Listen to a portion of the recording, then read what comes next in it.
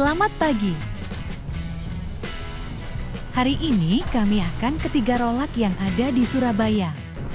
Apakah rekan-rekan tahu rolak? Rolak adalah bendungan pintu air peninggalan Belanda di Surabaya yang berfungsi mengendalikan limpasan air, mengairi lahan pertanian, dan mencegah banjir dengan mengatur aliran air Sungai Brantas ke kanal-kanal sekunder. Hari ini, kami akan bersepeda keliling ke tempat 3 rolak yang dibuat pada zaman Belanda, yaitu 1. Rolak Gunung Sari, 2. Rolak Enjagir, 3. Rolak Gubeng atau Dam Karet.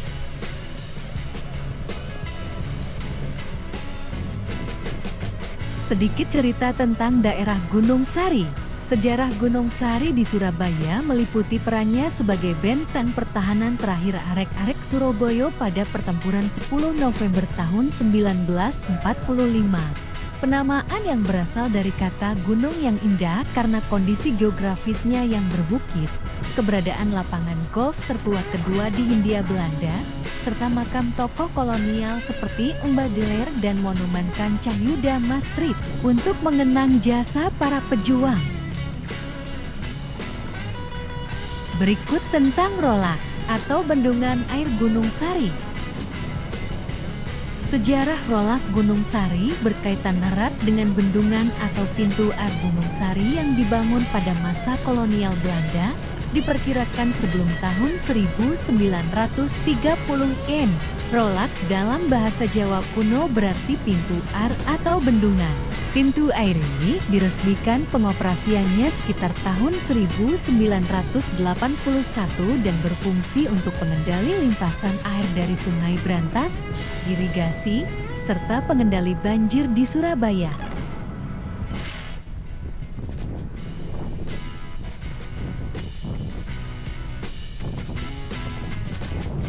Asal-usul dan fungsi pembangunan oleh Belanda. Struktur dasar sistem pintu air Gunung Sari adalah peninggalan kolonial Belanda sebelum tahun 1930-an.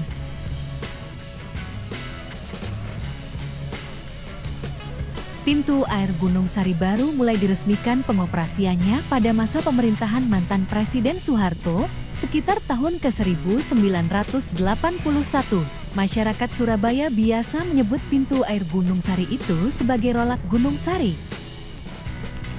Pintu air ini dibangun dari beton cor dan terdiri dari 5 pintu baja roller gate, 4 pintu berfungsi sebagai pengendali banjir dan 1 pintu berfungsi sebagai pintu eksploitasi. Sebagai sebuah pintu air, bendungan Gunung Sari baru selain sebagai pengendali banjir, juga berfungsi sebagai penyedia air irigasi, air baku untuk PDAM dan industri di Surabaya, serta sebagai bahan penggelontor Sungai Surabaya, Kalimas, dan Kali Jagir Wonokromo.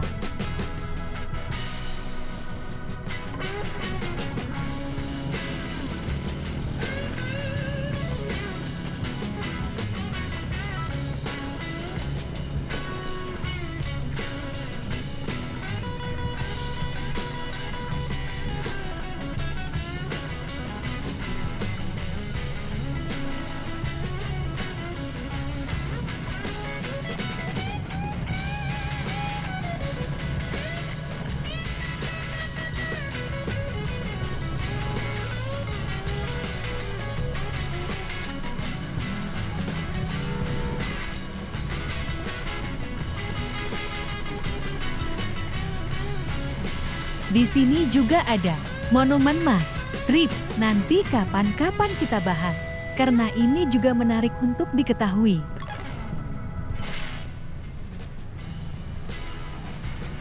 Dulu area sebelah utara sungai ini adalah perbukitan yang indah, hutan yang indah, dan sewaktu kapal lewat di sungai ini, nakodanya selalu memberi tanda dengan berteriak Sari, Sari, Sari, yang maksudnya adalah indah, indah, indah karena bukit. Akhirnya disebut Gunung Sari.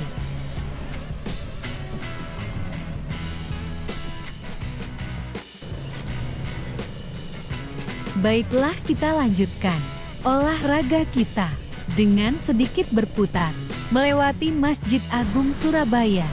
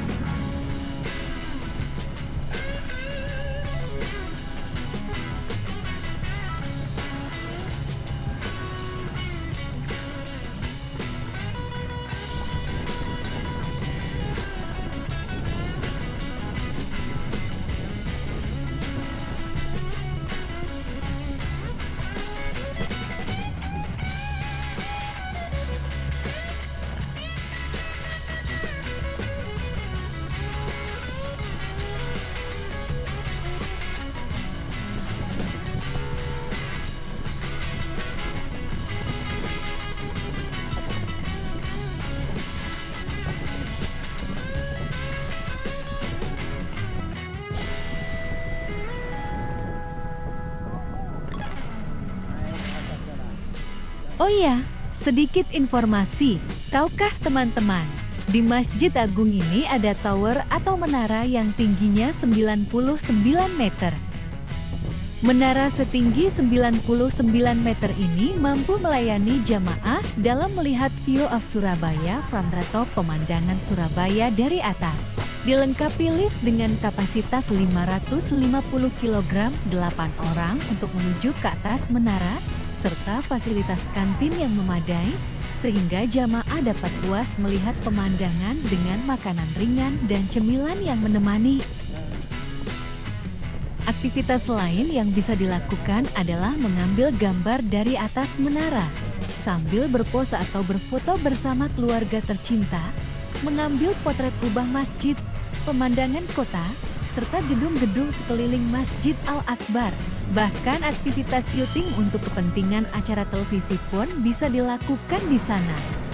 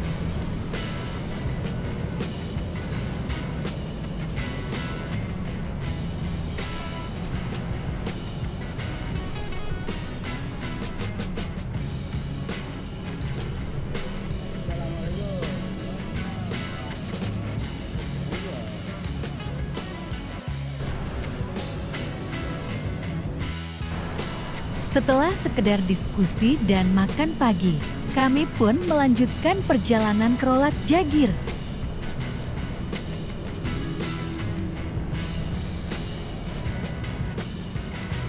Oh iya, Om Wirawan, beliau punya YouTube channel juga loh, namanya Cerita Pesepeda.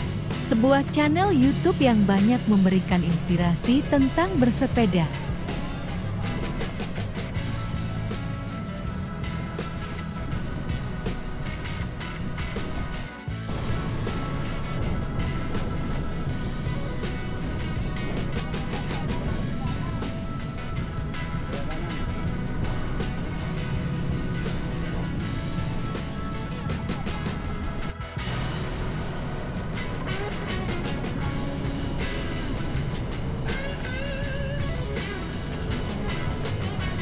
Ini adalah Rolak Jagir.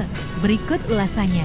Sejarah Rolak Jagir berawal dari upaya pemerintah kolonial Belanda pada tahun 1917 untuk mengendalikan banjir dengan membuat terusan air baru yang disebut Kali Jagir, serta membangun pintu air Jagir untuk mengatur aliran air dari Sungai Brantas dan mencegah limpasan ke Sungai Kalimas yang padat pemukiman. Proyek yang mengerahkan kerja paksa pribumi ini juga menjadi tempat bersejarah karena pada tahun 1293, area tersebut menjadi lokasi pertempuran antara pasukan Tartar dan Majapahit di bawah pimpinan Raden Wijaya. Hingga kini, pintu air Jagir masih berdiri sebagai cagar budaya dan berfungsi vital dalam pengendalian banjir serta penyediaan air bagi masyarakat Surabaya.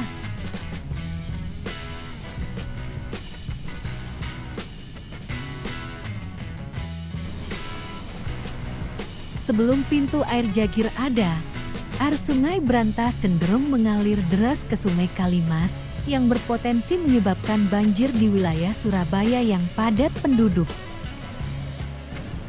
Untuk mengatasi masalah ini, Belanda membangun terusan air baru yang kemudian dikenal sebagai Kali Jagir pada tahun ke-1917.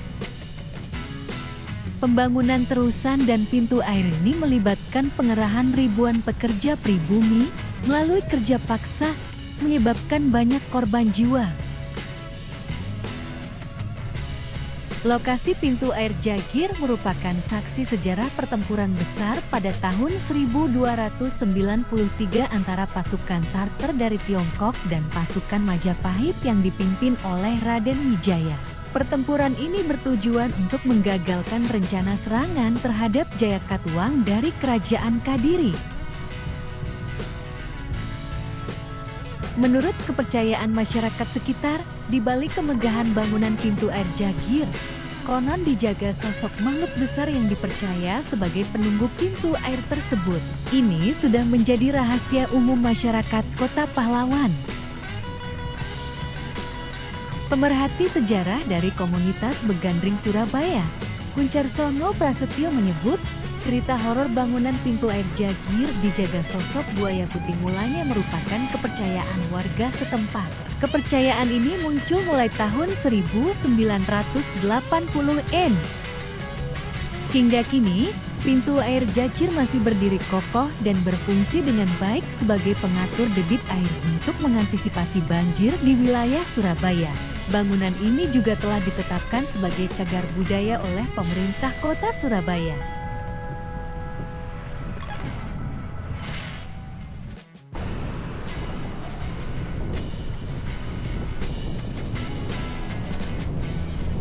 Selanjutnya kita ke Rolak Gubeng atau disebut Dam Gubeng.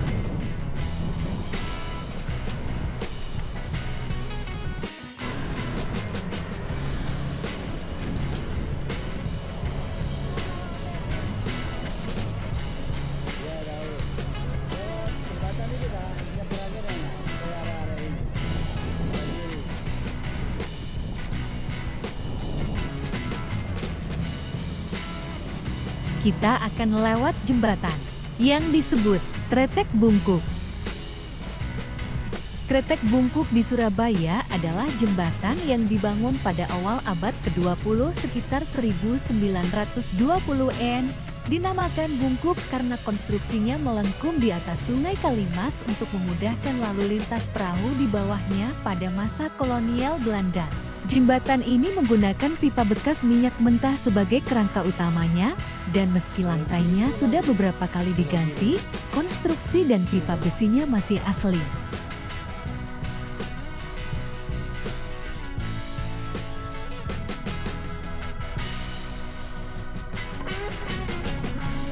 Saat ini, kita menyusuri tepi sungai menuju ke Rolak Gubeng.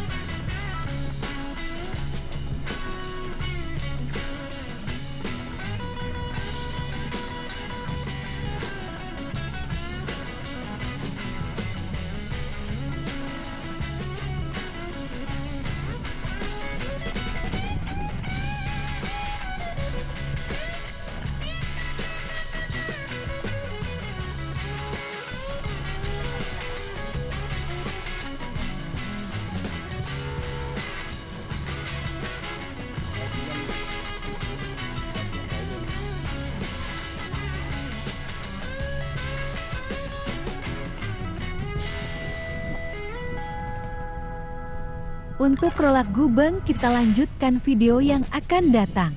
Ya. Salam sehat.